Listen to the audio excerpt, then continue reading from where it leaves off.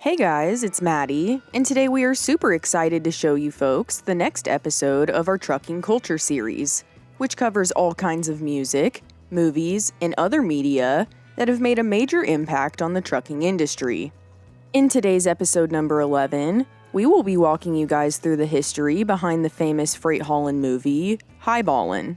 But before we begin, we sincerely hope you've enjoyed our Trucking Culture series so far, and we'd like to thank you all for making it so successful.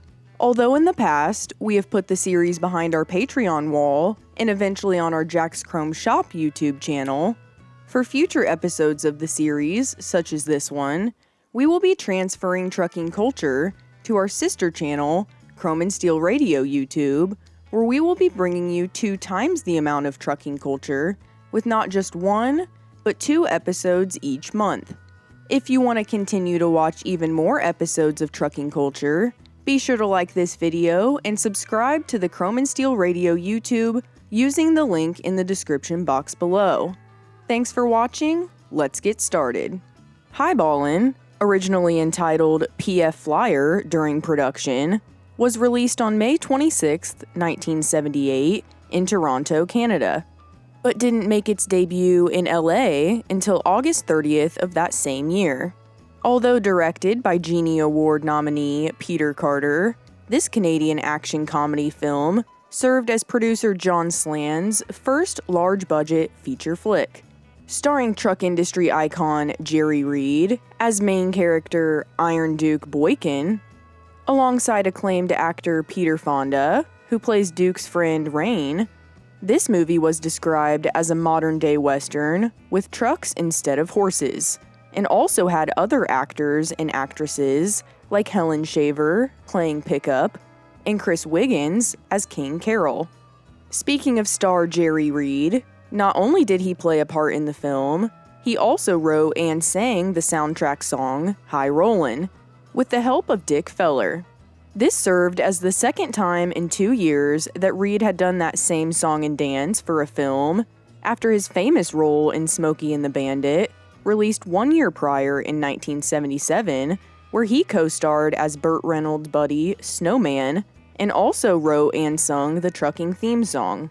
In fact, aside from these striking similarities between Reed's characters for the films, the plot itself, a couple of cool cats in a Kenworth hauling liquor and flirting with females during the 1970s CB craze, was a bit too close for comfort for some. For more information regarding Smokey and the Bandit, please check out our Smokey and the Bandit episode number 1 of Trucking Culture on our sister YouTube channel, Jack's Chrome. Continuing on about acclaimed actor Mr. Jerry Reed, despite the successful debut of his film Ballin' in 1978, the movie has been marked by many as perhaps one of Jerry's worst performances to date. This was thought to be mostly due to limiting material, and also the fact that many viewed the movie as a second-rate run at the hit release Convoy, with some even nicknaming the film Convoy 2. Additionally, lots of viewers felt like Iron Duke's character was a bit lackluster in comparison to the action-packed portrayal on the poster, and wanted a little less from Rain and a little more from Reed. However, with that being said, many have also made mention that Reed's theme song High Rollin' is what absolutely makes this movie. For more information regarding the man, the myth, the legend himself, Mr. Jerry Reed, please check out our Jerry Reed Trucking Culture episode number 4 on our sister YouTube channel, Jack's Chrome.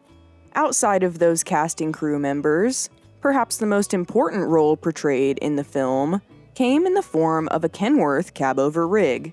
This 1973 Kenworth K100, or more specifically K123, has continued to be one of the most iconic trucks in the industry, with many copycat rigs found within the show truck circuit. Sporting an eye-catching red and white paint scheme, with the words Iron Duke detailed on either side of the radiator grille, this Kenworth cabover quickly became a cult classic, despite many drivers questioning the exact year and make of the model itself. Of course, we can't forget about the wonderful white western star 4800 Wrecker, commandeered by Rain, to finish off the film. Filmed in and around Milton, Ontario, and Toronto, the entire movie was shot in 10 weeks total, between October and December of 1977, with a big budget totaling $2 million. Although apparently shot to be set in the United States, there are many clear indicators of Canadian culture scattered throughout the movie, including almost all Ontario-plated vehicles, a snow-covered setting, and even an appearance made by the classic Canadian CN Tower. Speaking of the snowy Ontario scenery, Ballin happens to be one of the only freight hauling films to feature a frosty atmosphere. Continuing on the topic of Canada, the film Ballin, like many other movies made at the time, was co-financed by the Montreal Trust Company. This was done in return for tax credit in order to try to promote the Canadian film industry. With that being said, there were also some iconic American influences that forged their way into the film, including the Triple T truck stop in Tucson, Arizona, which is still open and operating to this very day after 42 years. Although originally released with a runtime of 97 minutes and a PG rating, by today's rating standards, Ballin would be ranked at least PG-13 due to language as well as sexual context. While overall Ballin saw mostly successes, there were definitely a few shortcomings the film failed to include.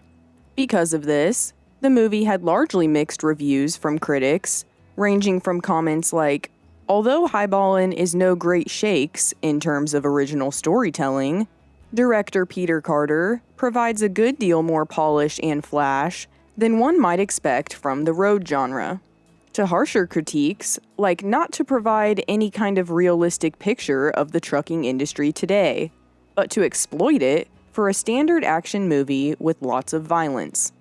Despite its wide range of reviews, this tried-and-true trucking film certainly featured an all-star cast, one hell of a cool, old-school Kenworth cab-over rig, and lots of driver inspiration that would last long into today's day and age. Although Ballin might not be the highest-ranking trucker flick of all time, it's definitely held near and dear in the hearts of most truckers to this day. Because at the end of the day, trucking is one thing, Ballin is another, and the way they do it is something else. Thank you so much for watching our all-new Trucking Culture series featuring Ballin. Before you leave, make sure you like the video, check out the other videos on our channel, and subscribe as we continue to grow our Chrome and Steel Radio YouTube account. We have already surpassed our goal of 500 subscribers, so thank you all so much for your continued support for our channel and our sister channel, Jack's Chrome. If you have any questions, comments, concerns, or anything else you'd like to talk to us about, please be sure to tune in to our other shows, including A Daily Dose of Hope, with your favorite yogi, Miss Hope Zavara, Bull Haulin' BS, with crazy cow haulers Jerry Novak and his son Tyler, The Chrome Corner, with host Dave Coleman, and last but certainly not least, the Out on the Road show with our very own Bill Weaver. If you'd like to stay up to date with the new projects we have coming, please follow us at Chrome and Steel Radio on Facebook, Twitter, and Instagram. Be sure to stop by the site and search through our selection of Chrome and Steel Radio shirts, available in a wide range of sizes, spanning from small to 5XL. Thanks for watching. We'll see you next time on Chrome and Steel.